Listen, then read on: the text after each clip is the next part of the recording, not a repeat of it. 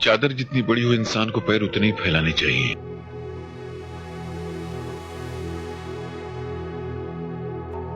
अगले जन्म से कर्ज लेकर खा रहा हूं।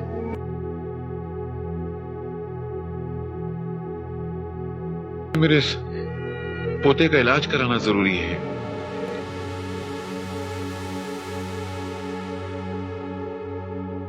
कल तक मैं झूठ बोलता था तो सारा जमाना विश्वास करता था।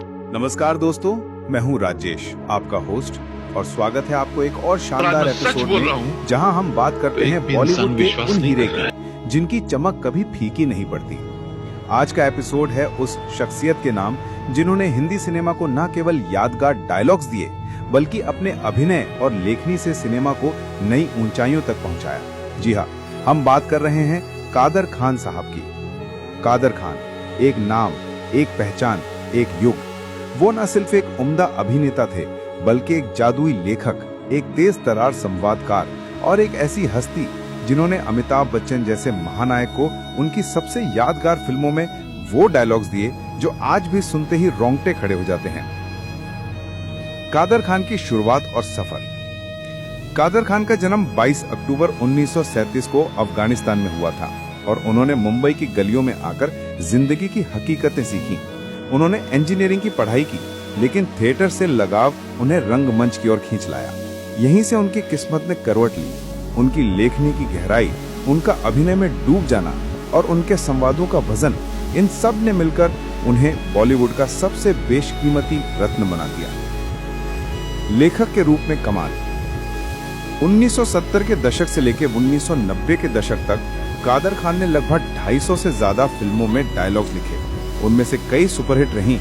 रोटी 1974, मुकद्दर का सिकंदर 1978, अमर अकबर एंथनी 1977, लावारिस 1981, शराबी 1984, कालिया 1981, सत्ते पे सत्ता 1982 और न जाने कितनी। उनकी कलम से निकले डायलॉग्स सीधे दिल को छूते थे, चाहे वो दर्द हो, प्यार हो, गुस्सा हो या मजाक हो। उदाहरण के लिए, रिश्ते में तो हम तुम्हारे बाप लगते हैं, नाम है शहंशाह, शहंशाह 1988। जाओ पहले उस आदमी का साइन लेके आओ जिसने मेरी माँ को बेवा बनाया, दीवार। कादर खान ने नहीं लिखा, लेकिन बाद की फिल्मों में इसी इमोशन को बखूबी उतारा। हम वहां खड़े होते हैं जहां लाइन शुरू होती है, कालिया 1981। ये वो लाइनें हैं जो अमिताभ बच्चन के अंदाज और कादर खान की कलम का जादू है। अमिताभ बच्चन और कादर खान स्वर्णिम जोड़ी। कादर खान और अमिताभ बच्चन की जोड़ी को हिंदी सिनेमा में सबसे सफल लेखक अभिनेता की जोड़ी माना जाता है। दोनों ने एक दूसरे को बखूबी समझा। जहां अमिताभ की आवाज और डायलॉग डिलीवरी दमदार थी, वहीं कादर खान की लेखनी उतनी ही गहरी और धारदार। कल तक मैं झूठ फिल्म रोटी में राजेश खन्ना के साथ लिखी कहानी में गहराई थी, पर असली जलवा कादर खान और अमिताभ बच्चन की जोड़ी में देखने को मिला। मुकद्दर के सिकंदर में एक अनाथ का दर्द, मोहब्बत की बेबसी और किस्मत से लड़ने की जिद, हर शब्द में जान डाल दी कादर साहब ने। अमर अकबर एंथनी। इस फिल्म में कॉमेडी, ड्रामा, धर्म, इमोशन और एक्शन का जो मिश्रण था, उसे संभव बनाया कादर खान की लेखनी ने। लावारिस में मेरे अंगने में तुम्हारा क्या काम है जैसे संवादों ने सामाजिक व्यंग को मजाक में पिरोया। शहंशाह में वही गुस्से वाला किरदार, वो समाज के खिलाफ लड़ने वाला पुलिस वाला, उसके पीछे की कहानी और उसकी भावनाएं, सब कुछ कादर खान के लेखन की देन थी। भावनाओं का बादशाह। कादर खान की सबसे बड़ी खूबी थी उनकी लेखनी में भावनाओं का संतुलन। वो हर किरदार को इंसानी बनाते थे। वो सिर्फ अच्छा या बुरा नहीं होता था, बल्कि जिंदा इंसान लगता था। गंगा जमुना सरस्वती में गहराई, रिश्तों की उलझन, समाज की सच्चाई, सब कुछ दिखता है। कादर खान ने नायक, खलनायक और चरित्र कलाकार के रूप में भी हर रोल को नई परिभाषा दी। वो कभी समाज के ठेकेदार बने तो कभी गरीब का मजाक उड़ाने वाले सेठ, पर हर बार वो अपने किरदार में डूब जाते। कॉमेडी का बादशाह। 90 के दशक में कादर खान ने कॉमेडी की दुनिया में कदम रखा और वहां भी छा गए। दुल्हे राजा, कुली नंबर 1, हसीना मान जाएगी, साजन चले ससुराल, राजा बाबू, आंटी नंबर 1 जैसी फिल्मों में उन्होंने गोविंदा के साथ हंसी का ऐसा तड़का लगाया कि पूरी एक पीढ़ी उनकी कॉमिक टाइमिंग की फैन बन गई। उनका डायलॉग बोलने का अंदाज, उनका एक्सप्रेशन और उनके चेहरे के हाव भाव इतने नेचुरल होते थे कि दर्शक हंसते हंसते लोट-पोट हो जाते थे। ये बाबूजी का स्टाइल है।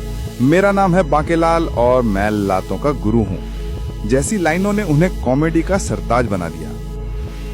खलनायक की तरह डर भी पैदा किया। कादर खान को एक फुल रेंज एक्टर कहना कोई अतिशयोक्ति नहीं होगी। उन्होंने खलनायक के रूप में भी खूब सराहना पाई।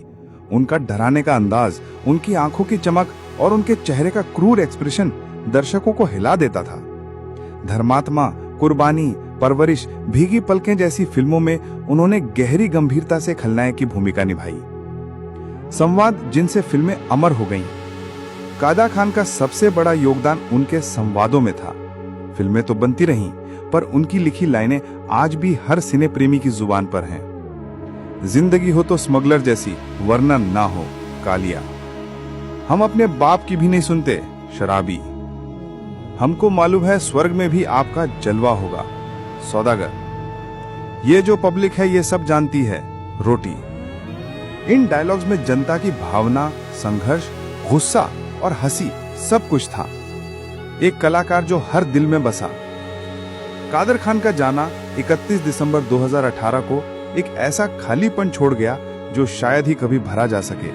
लेकिन उनकी फिल्में, उनकी लेखनी और उनका अभिनय आज भी जिंदा है हर सिने प्रेमी के दिल में। कादर खान न केवल हिंदी सिनेमा का गौरव हैं, बल्कि भारतीय सिनेमा का एक ऐसा आधार स्तंभ है जिनकी तुलना नहीं की जा सकती। उन्होंने हमें सिखाया कि फिल्में सिर्फ मनोरंजन नहीं होती, वो जिंदगी का आईना होती हैं और एक कलाकार अपने शब्दों और अभिनय से लोगों की सोच बदल सकता है।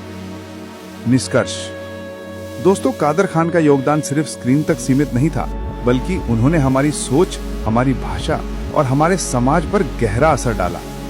आज के लेखकों और अभिनेताओं को उनसे प्रेरणा लेनी चाहिए। उनकी मेहनत, उनके शब्दों की ताकत और अभिनय में डूब जाने का हुनर सीखने की चीजें हैं। अगर आप कादर खान की फिल्मों को फिर से देखें तो आपको हर किरदार में जिंदगी की सच्चाई दिखेगी। एक आम इंसान की लड़ाई, उसका मजाकिया अंदाज, उसका दर्द और उसकी इंसानियत। अब आपका साथ।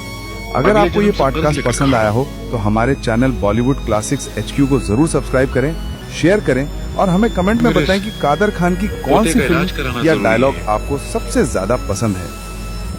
मैं था आपका होस्ट राजेश। मिलते हैं अगले एपिसोड में एक और दिग्गज कलाकार की यादों के साथ। धन्यवाद। आज मैं सच बोल रहा हूं तो एक भी इंसान विश्वास नहीं कर रहा है।